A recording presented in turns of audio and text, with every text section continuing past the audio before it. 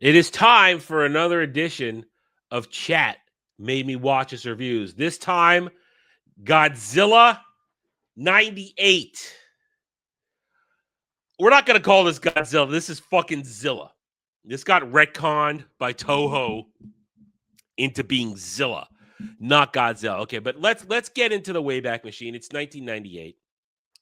This comes out. I had not been watching. I didn't know that the Heisei era had even started. I didn't know because back in the day, you have to understand, when I was a kid, I saw my Godzilla movies by renting them from Blockbuster and other video stores. That's how I got them. Up until Biollante, Godzilla versus Biollante, I didn't know the Heisei era was going.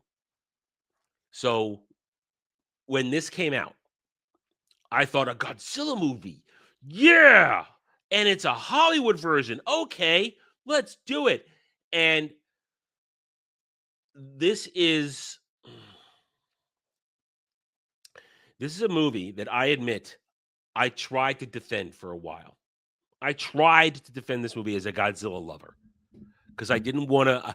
I suffered serious cognitive dissonance over this movie, trying to convince myself that it was Godzilla and that it worked and this and that.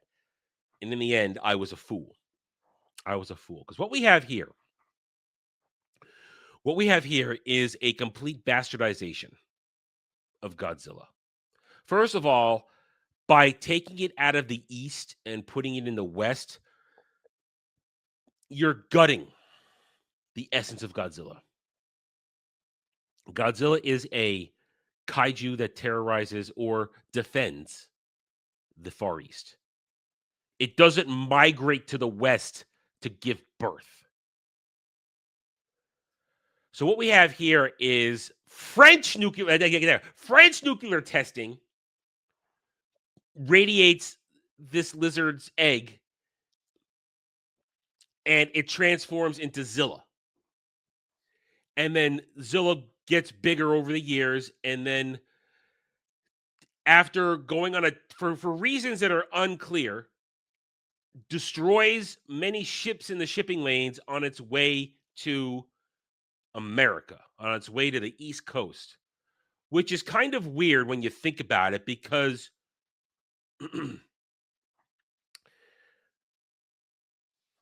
Japan is in the Pacific and New York is on the Atlantic. Think about that. Think about that. That means this fucking retarded lizard either went around South America or went around Africa to get to New York.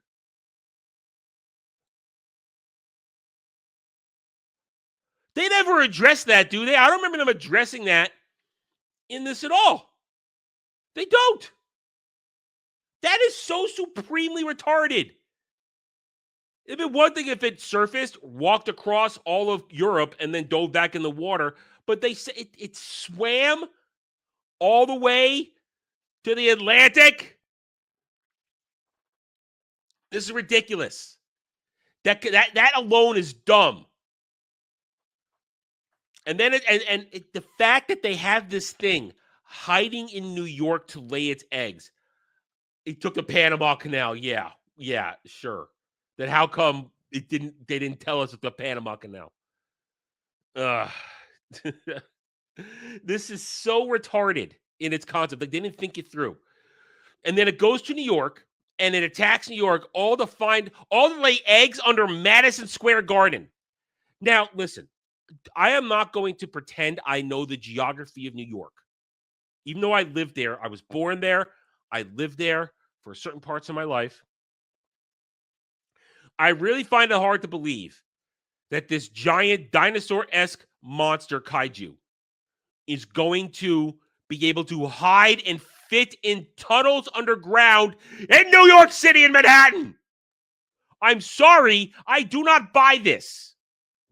Not to mention, it's born pregnant. Ugh. It's retarded. It's retarded. Now, this movie follows Now, the first half of the movie, we don't actually see Zilla until it pops up in this scene. This is the scene that pops up on the ground right here. This pic I have up. We don't see it, but we follow, of course, Matthew Broderick, who is basically just doing a Matthew Broderick. There's nothing special about his performance. He's literally Matthew Brodericking this entire role. It's not good. It's not good. He's total miscast. As a radioactive specialist studying the effects of radioactivity on life forms, he's pulled into this by the U.S. military, and then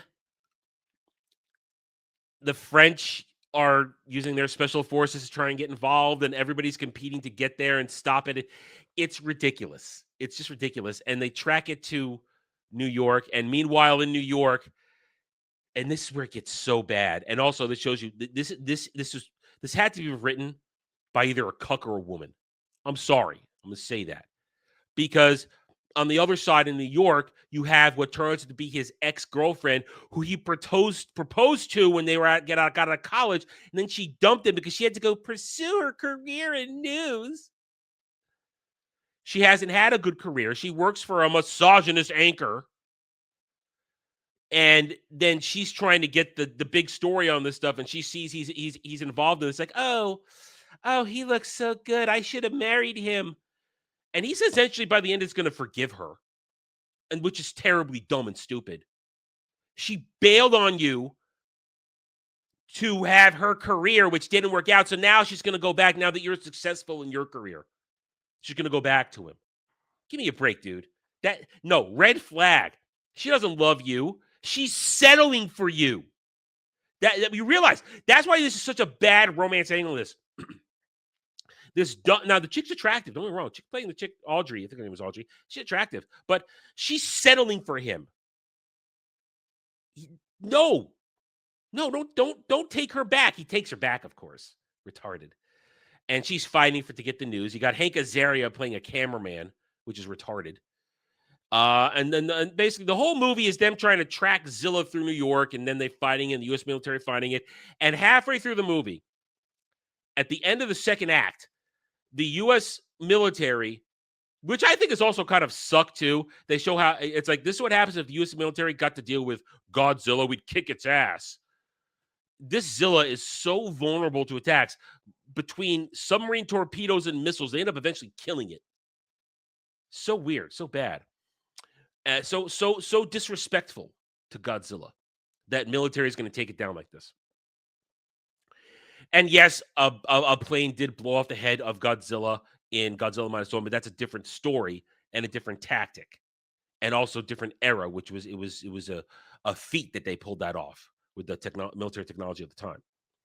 Point is, all right, so they changed around. Now, partway through the movie, after we've got the wanton destruction, people getting chased, almost stepped on, this and that.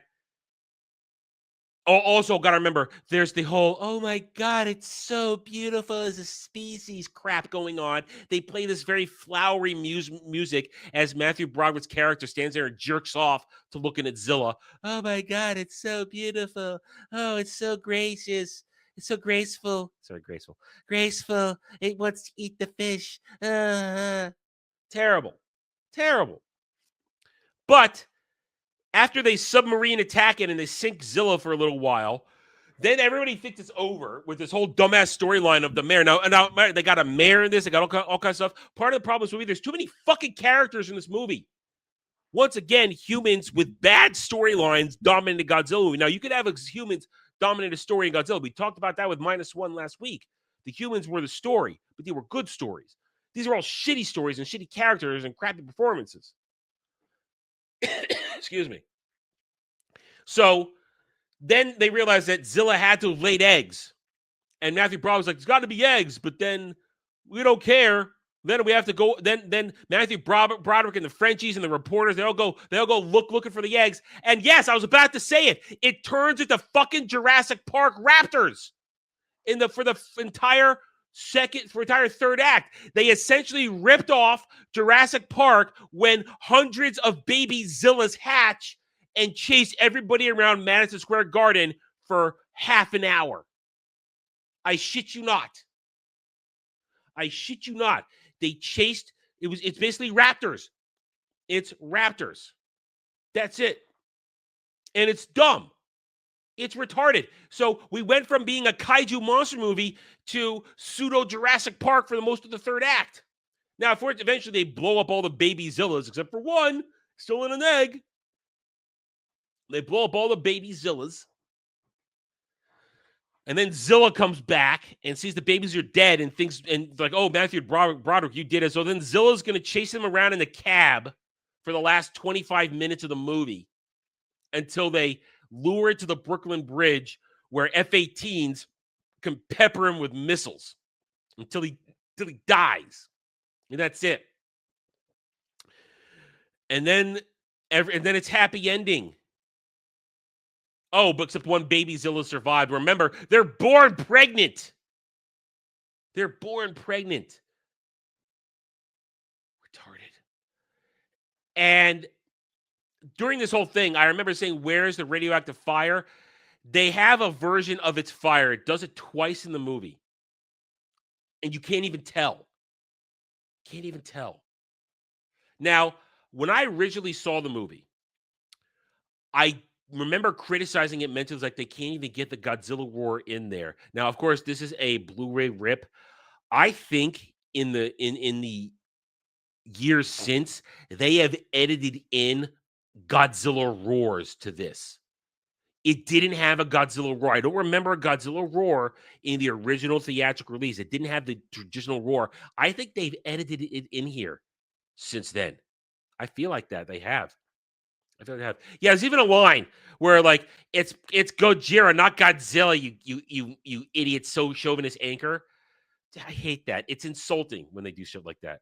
It's just insulting. Yes, it's Gojira, but it's Godzilla. We're 50 years into this shit. 60 years into this shit. It's Godzilla. It's Godzilla.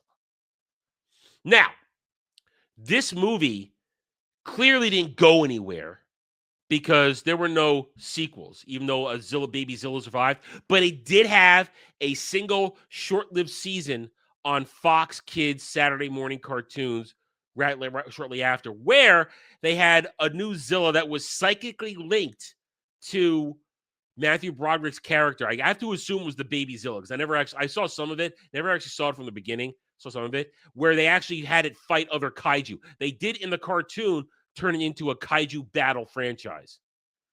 But it's still bad. The design, the look, the everything, it's not Godzilla at all. It's not. And it's a disaster of a movie, from the writing, the production, the direction. The lighting is terrible. I had to make this one light. The lighting is terrible. They only show Godzilla at night. They never show it during the day. You only get shots of Zilla at night. Never daylight shots. So it's just a mess of a movie. And like I said, the romance is terrible. The characters are unlikable. The acting is shit. The special effects they look cheap in the end. All the baby Zillas running around look terrible. And it's not a fan. And I defended this for years, and eventually I gave up and said, yeah, this movie is dog shit. I can't defend it. It really is bad. There's nothing good in this movie. There isn't. There's no redeeming factors in this movie. Either way, that's it. Now, for the final part of this, comparing it to The Room, it may be shit, but it's still better than The Room. Because even though the plot is shit and everything is crap, at least it has a trackable storyline. It has a trackable storyline. And it has something to it. I prefer Hank Azaria in this. Because you guys heard that. I despise Mystery Men as a movie. I don't like that movie at all. I hate it. I hate everybody in it. I hate the concept. I hate the characters.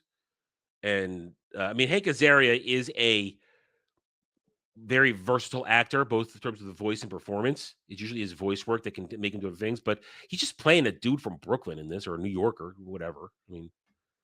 Oh God, I hate that movie. I hate it. I hate fucking Mystery Men. I hate that movie. God damn it. Anyway, so there it is. This is Zilla 98. and I'm saying Zilla and Need on purpose. And it is appropriate that when Toho got all the rights back and they did the big movie, that Real Godzilla just stepped on Zilla after 2 seconds. It was done. That was great. That is great. All right, there you go. That's another chat made me watch this reviews, and I'm sure there's more pain and suffering in my future. Thanks for watching, everyone. If you enjoyed the video, hit that like button, subscribe to the channel, check out my gaming channel at Renaissance Nerd Arcade, and follow me on X Twitter under @TheRedNerd. Thanks again for watching. Take it easy.